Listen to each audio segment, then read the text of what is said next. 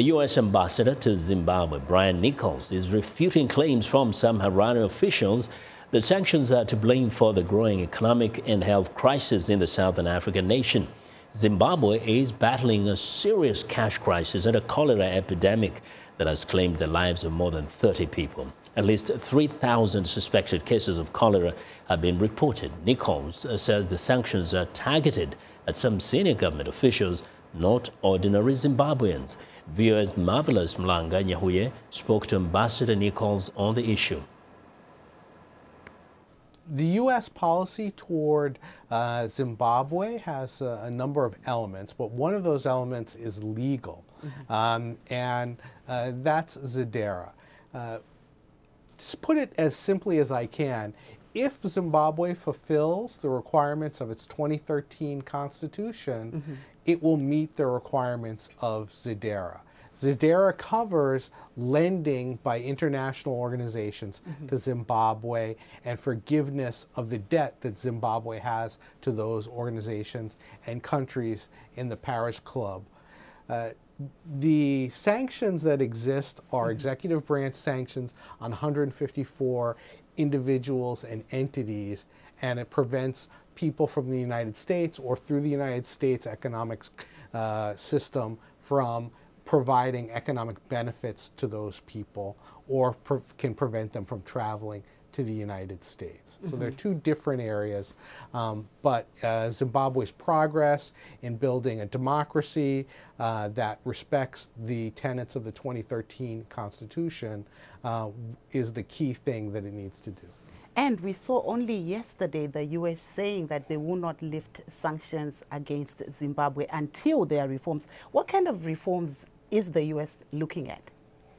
Well, there's legislation that does not comply with the 2013 Constitution, POSA, AIPA, those legislations that cover the Public Order and Security Act or freedom of speech restrictions.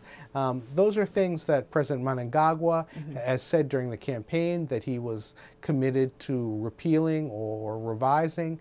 And I think if he were to repeal those laws in concert, obviously, with the legislature, that would be an important step in fulfilling the requirements of the legislation.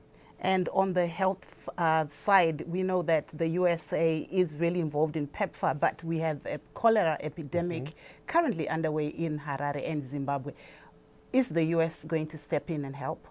Well, yes, actually, I was just visiting the Centers for Disease Control in Atlanta last week and had the opportunity to discuss this issue with them.